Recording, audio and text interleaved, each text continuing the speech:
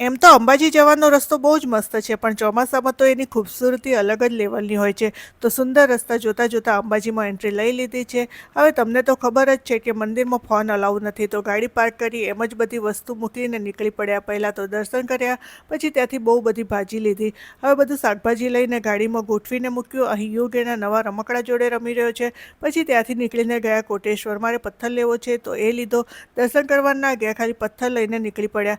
હિંમતનગરથી નીકળ્યા ત્યાં સુધી તો અંધારું થઈ ગયું. હવે રાતના જમવાનો ટાઈમ થઈ ગયો હતો, એટલે અમે ગયા હોટલમાં. પહેલાં તો ટોમેટો સૂપ મંગાવ્યો અને યુગ માટે પ્લેન ઢોસા મંગાવ્યા. એ આવી ગયા પછી મંગાવ્યા પાસ્તા અને ફ્રાઈડ રાઈસ. ખાઈ પીને નીકળ્યા. આજે તો કોઈ જગ્યાએ ટ્રાફિક નથી મળ્યો, એટલે ઘરે પહોંચીને યુગ બેસી ગયો રમવા અને હું લાગી ગઈ બધું ગોઠવવા. હવે હિંમતનગરમાં મોડું એટલે થયું કે રસ્તામાં પાછા માસીને ઘરે ગયા હતા, તો ત્યાંથી આ હળદર, તુવેર અને રતાળું આપ્યું, એ પણ એમના ખેતરનું. તો હવે આ બધું હું ગોઠવું અને તમને મળીશ કાલે નવા વ્લોગમાં.